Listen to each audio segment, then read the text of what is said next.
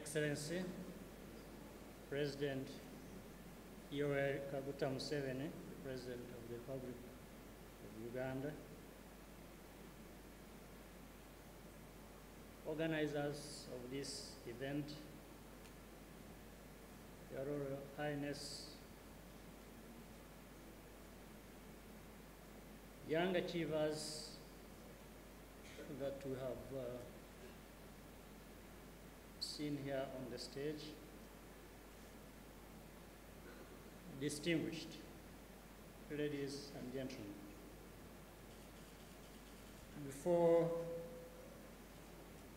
I start my speech, I wanted to say,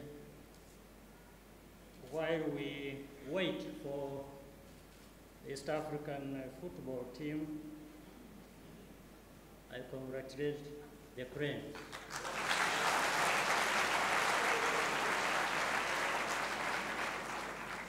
I thought they would have been here to receive similar awards for their achievement.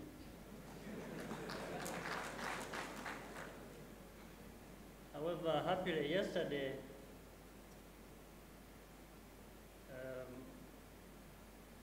I was supporting two teams. One of them lost, the other one won.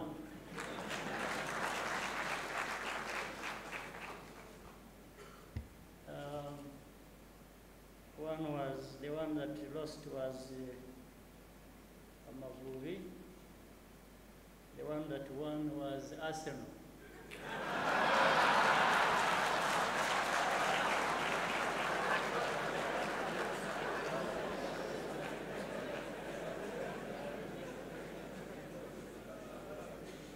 So it wasn't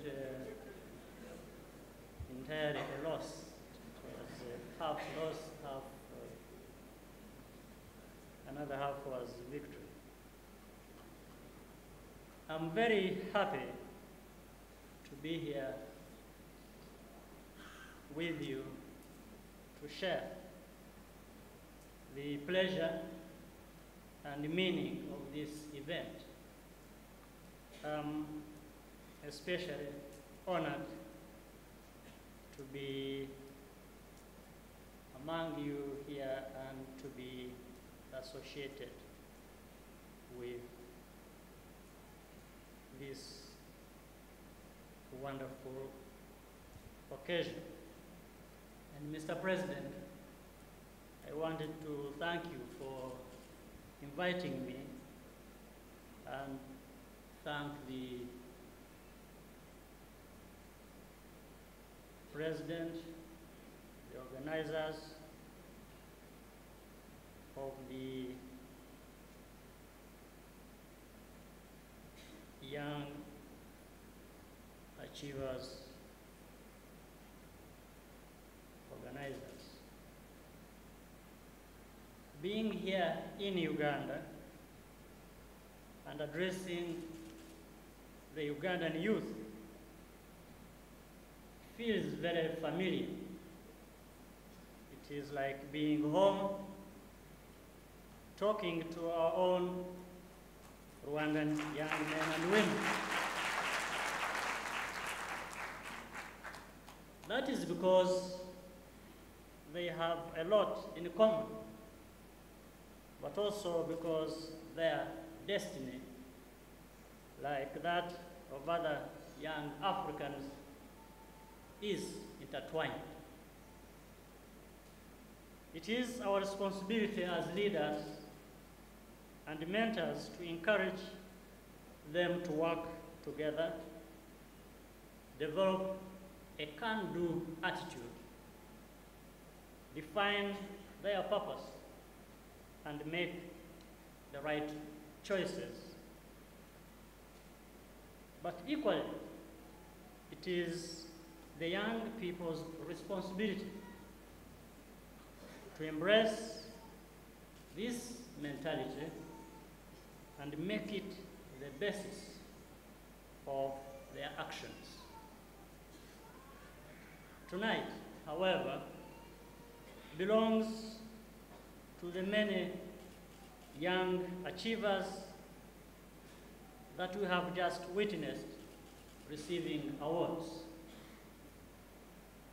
Let me say to you all that irrespective of the category you belong to, you have performed outstandingly and should be proud of yourselves as we are of you. I congratulate you all on your hard work, unwavering spirit of innovation, creativity, entrepreneurship, as well as your desire to be and do the best you can. It has to be recognized that such achievements do not come by accident or miracle. They are a result of investment of your time, talent, and even money in pursuit of personal goals. You will have accomplished your mission if your efforts inspire other young people to similar or greater achievements and enable them to realize their full potential.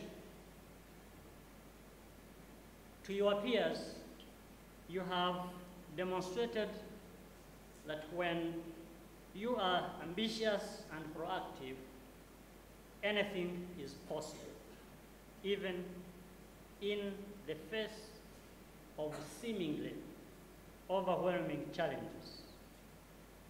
It is this way of doing things that creates the brand of Africans that will restore our dignity and advance the cause of self-reliance and end Africa's perpetual problems of poverty and underdevelopment. There will be many more moments like this one. Each will be different and well-deserved, but they all provide an opportunity to encourage a conversation and subsequent action towards even greater individual and collective success. We must therefore continue this culture of recognizing excellence in our societies wherever there is merit. As you know, Africa has always been a land of immense potential in terms of knowledge, innovation, and talent. But over the centuries, we lost this leading role.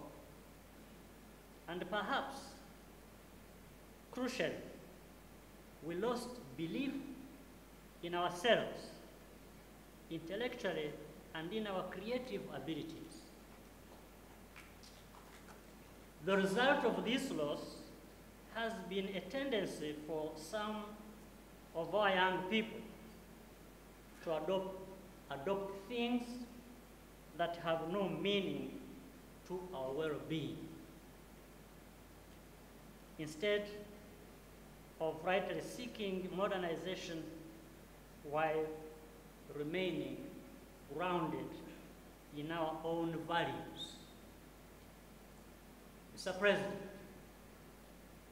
when you have stressed time and again the importance and urgency of regional integration, I can't help but imagine how this would be served best by conscious young people who are focused on this idea.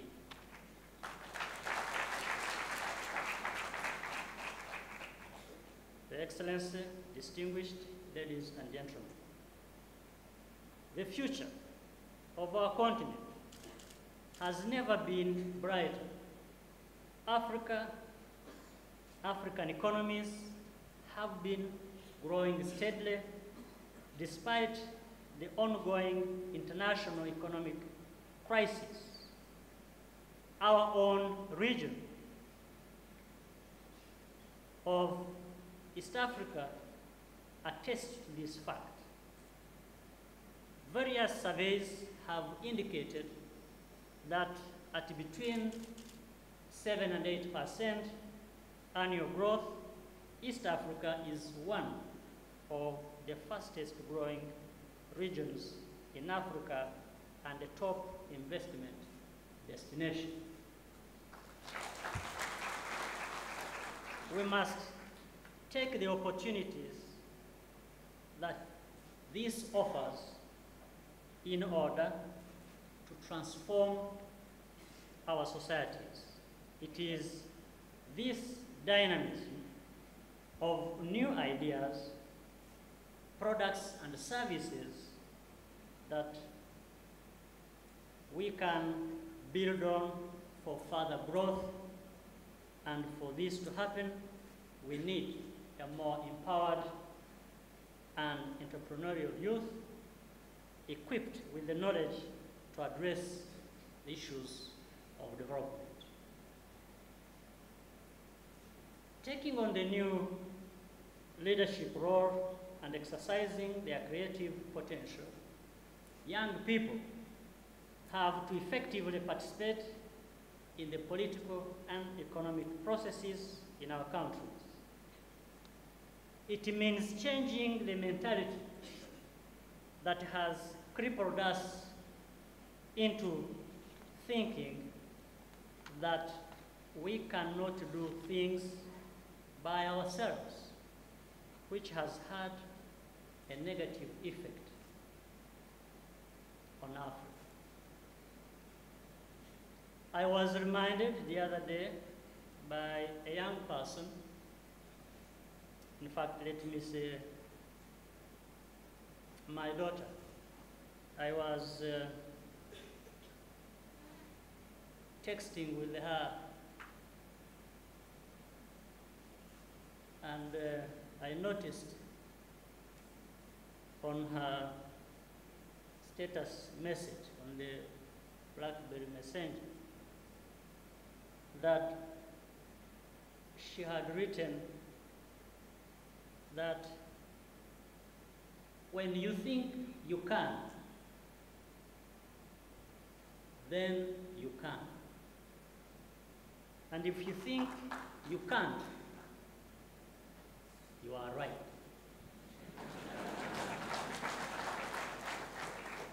So I think all of us here must think that we can.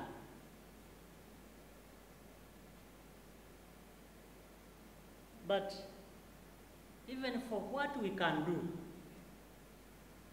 we must make the right choices. We live in exciting and fast-moving times, a pace which I'm sure suits all those who are impatient to see development, particularly dynamic young people. The evolution of ICTs and new media are contributing to this change. Whereas in the past, progress in some parts of the world took decades to reach others. Today, ideas, information, innovations, and products from anywhere in the world are available at the touch of a button. These are prospects we must seize for our continued progress and for Africa to play a most a more strategic role in world affairs. Mr. President, distinguished guests, the new world order has demonstrated beyond doubt that all countries need to work together to find solutions to their problems. This is even more compelling for us in Africa. And the youth in our societies must be in the vanguard because they possess all that is required to change their lives and their societies for the better. They are the force with which to close the gaps that exist within our societies and between us and the rest of the world. Let me add, however, that knowledge and skills alone are not sufficient or help us advance. The transformation we seek will come about if we embrace the right values to turn what we have acquired into usable products. The real innovators, those who will change our societies, are those who reject the business as usual approach and instead have the courage to go beyond the conventional methods of doing things. They are the ones who are assertive and not comfortable with dictates. This is the challenge you, the drivers of our future, must face. It is when you have that dignity and are prepared to protect it that you will make inventions that answer our circumstances. In the new Rwanda, one of our priorities is to instill in our youth a strong sense of self-worth and character, what we call in Kinyarwanda, agaciro. This is in addition to providing skills and knowledge so that they develop themselves, participate in modernizing our economy, and confidently compete globally. Let me reiterate that we have the principal responsibility to take charge of our development, find solutions to our problems, and also tell our own story. You, the young people of this country, Uganda, of East Africa, and Africa in general, must be the real agents of change that we seek. And I find no better place to deliver this message than at this event. I wish you all the best in your endeavors. Thank you once again for the honor of this opportunity and for your kind attention. And once again, I thank you, Mr. President, and the organizers of this memorable event and occasion. Thank you very much.